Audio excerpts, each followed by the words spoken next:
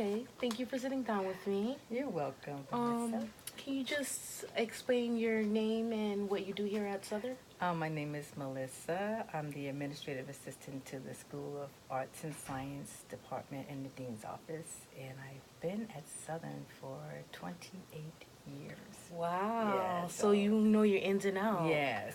Okay, good. You've seen a lot of students. Yes, That I means. have. Good. hmm So, with that said, have you ever heard of the term cultural fatigue? I haven't heard of it, but I think I got an idea what What do it you? is. I think it's like low enrollment of foreign students and something like that, or it's weak or something in that sense. Good guess. It does have to do with foreign students. That's one aspect of it. Cultural fatigue is basically someone going to a new place hmm or country, and after a while they start feeling a mental exhaustion from being in that new place Okay, for homesick. exactly. Yeah. It's like a severe version of homesick. hmm So, do you know any cultural or international students who go here? Yes, I know quite a few. And any faculty? Yes, I know quite a few faculty members. Do you think you've seen with now that you know the definition? Do you think you've seen any of that in them? Actually, I do have one student that comes and see me all the time. She's from Ethiopia, Wow. and her mom is actually still in Ethiopia. She's the only girl in the family out of maybe 4 or 5 brothers. Wow. So she kind of misses the relationship with the female part, so she comes and talks to me a lot. Oh, nice. Yeah. So she misses her mom at home. Yeah. So you're like kind of her outlet. Yeah. Here. That's good. Yeah. That's really good. That's they say that's one of the ways that you could help get out of the feeling of Yeah, the cultural empathy, fatigue. yeah. Speaking to somebody, making friends who are Mhm. from the area and things like that. Um, have you been to any other countries Yeah. for a certain period of time or just for vacation? No, I have family in Jamaica. Oh wow. So when my kids were younger, we used to go there for a month every Oh. year. And as they got older, we kind of like cut it down because as they got older, nobody wanted to share beds. Right. And they right, were being that they're boys. right. So we start staying in the hotel and we cut the visit down.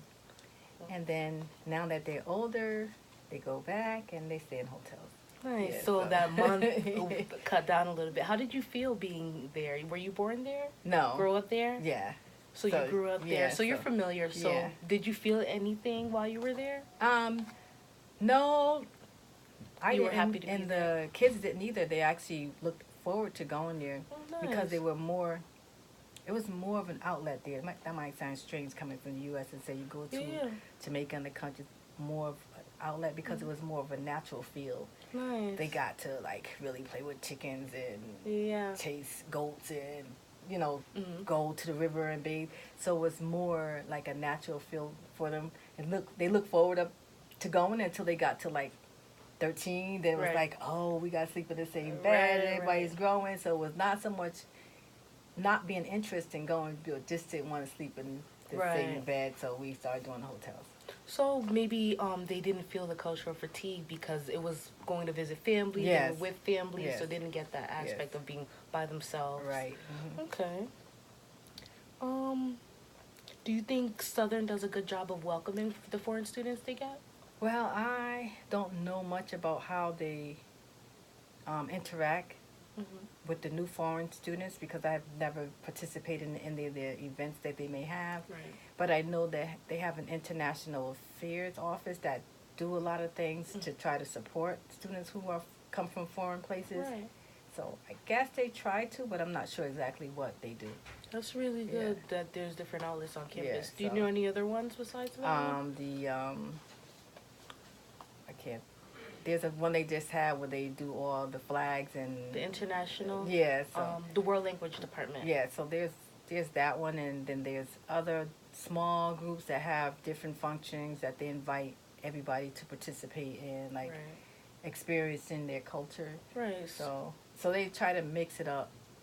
Groups try to mix up, get other people involved in to seeing what their culture is all about by doing different functions. Right. So there's like a plethora of Yeah. programs that So, yeah, Southern so- offers for their students. It's Yeah. just them seeking out the programs, Right. basically. Okay. Thank you for sitting down with me. You really answered a lot of my questions, and now that you're more familiar with cultural fatigue, maybe you could No, look out for it. identify more. Yeah, Right? yeah, Good. yeah. I also had one student that was at Gateway that was really new at Gateway, and I happened to be in the class, and they were having a hard time with understanding some of the language, Mhm. and like the student kind of took a drawing to me because I would kept explaining stuff to him, Right. Right. and you know, he was missing home too. Right. So, but I don't know what happened to him because I was only there for one semester. But the teacher kind of gravitated to him and kind of helped Good. address some of his issues too. So I hope it's something that everybody looks forward to or Right. handles in different universities. Right. It seems Yeah. like extra support, Yeah. no matter who it's from or where it's from, Yeah, so is going to go a long way with Yeah. helping them get out of the cultural fatigue. yeah. So what is the goal for you in that particular aspect? What we're doing is just like you. We asked you questions. We're Mhm. also learning about it, Okay. and we're also learning what are some things we can do to help these students Right. more. You Mhm. know, there's always programs and things like that, Right. but people also, that's the issue with getting people to actually go to. right. So we're just finding different ways. To try to make them feel comfortable with Exactly. coming in and saying that they miss home. Exactly, Yes. and just spreading awareness, so maybe they don't have to go somebody. Maybe they could just somebody just be that person for them, whether Right. it's in the same class, like you, just somebody working in the office, Mhm. so they could get it from everyone. So Right. once the knowledge is spread, there'll be less people feeling that way. Oh, that's cool. Right. Okay. All right. Thank you so Good much luck. for sitting down You're with me. welcome. I Have a hope I good- answered all your questions. You did. You did. Thanks. Okay. Thank you. Nice. Okay. I try to have it run off a little bit.